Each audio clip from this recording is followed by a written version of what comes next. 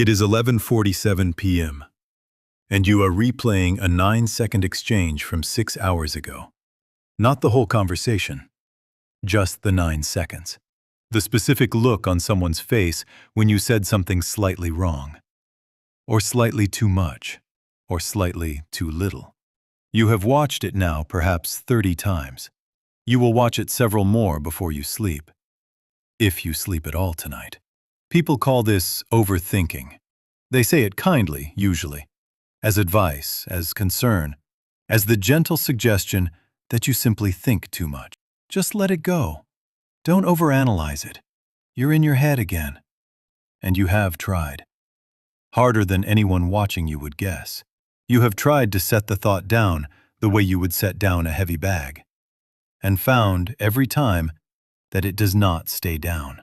It returns. Not because you are choosing to hold it, because something underneath the thought has not finished with you yet. This is the first thing to understand about what is happening in your mind. It was never about thinking too much. It is about feeling something that never got to finish being felt. And thinking is the only tool you were ever given to process it. Minds are not born looping. The loop is built. And like most things built early, it was built by an environment, not a decision. Somewhere in your history, there was a pattern. A feeling would arrive, and there was no one available to help you hold it. No one who noticed quickly enough or sat with you while the feeling ran its course. As children, we do not learn to process large feelings alone. We learn it first through another person, someone calm enough to stay present while our nervous system finds its way back to level ground. When that person is not consistently available, the nervous system does not stop having feelings. It finds another route. And in a mind capable enough, the route it finds is thought. Thinking became the container feeling never had. If you could not be held while you felt something, you could at least think your way around it. Examine it, predict it, control it. Not because thinking resolves feeling, but because thinking was available, and feeling alone was not survivable in the way that mattered at the time. The loop was never a flaw in your mind. It was a solution, built by a very young person who had no better option. Here is what almost no one tells you about rumination, which is the clinical name for the loop. It is not thinking, not in the way thinking is usually understood, the gathering of information toward a conclusion. Rumination does not arrive at conclusions. It circles. It reconstructs the same 9 seconds from 4 different angles, and arrives each time back at the beginning, no closer to resolved than before. That is because rumination is not solving a problem of logic. It is attempting to solve a problem of feeling, using a tool that was never built for the job.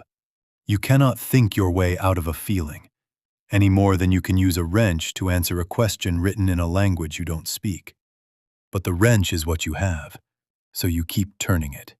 Psychologists describe this as cognitive avoidance, the substitution of analysis for the direct experience of an emotion that feels too large, too fast, or too unfamiliar to simply have. Analyzing the feeling feels safer than feeling it. It offers the illusion of control. As long as you are thinking about it, you are, in some sense, managing it. But the feeling underneath the loop was never being managed. It was being postponed. And postponed feelings do not disappear. There is a second loop running underneath the first, and it rarely gets named. It is not only your own feelings you are processing in these late, circular hours. It is everyone else's. If you grew up reading a room before you could read a sentence, if your safety once depended on knowing, quickly and accurately, what the people around you were about to feel, then your mind did not stop running that calculation just because you grew up. It kept running it. On the friend who went quiet mid-conversation. On the colleague whose tone shifted by half a degree. On the message that was sent and has not yet been answered. You are not only replaying what you felt, you are replaying what they might have felt, what they might be feeling now. What you might need to do to make sure it costs no one anything. This is not neurosis. It is a highly developed skill, still running long after the reason for it has changed. But it means your nights are spent processing everyone's feelings, carrying, after midnight, the emotional accounting that most people around you never learned they needed to do for themselves. The cost of this arrangement is not abstract. It is measured in hours. It is the sleep that does not come easily, because a mind mid-loop does not know how to power down on command. It is the presence you cannot fully offer people, because some portion of your attention is always allocated to a scene from earlier, still unresolved, still asking to be revisited. It is the specific exhaustion of a mind that has never been permitted an off switch, that has learned, correctly, based on everything it was taught, that vigilance is safer than rest. And there is a quieter cost beneath these.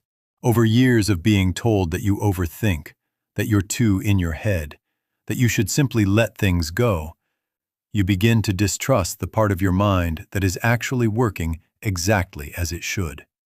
You start to believe the loop itself is the problem, and so you fight it, resent it, try to silence it, when what it has actually been trying to do, this entire time, clumsily and at great personal cost. Here is what almost no advice about overthinking tells you, because almost none of it understands what the loop is actually for. It will not stop because you decide to think about something else. It will not stop because you are told to relax. It stops, when it stops, for exactly one reason. Because the feeling underneath it was finally allowed to be felt, completely, instead of endlessly managed from a safe analytical distance.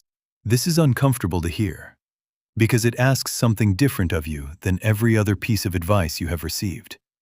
It does not ask you to think less. It asks you to feel more, on purpose, briefly, without immediately reaching for the explanation. To sit with the specific discomfort of the 9 seconds, not to analyze why it happened or what it means, but simply to let it move through you the way it was always trying to, before thought intercepted it. The loop is not your enemy.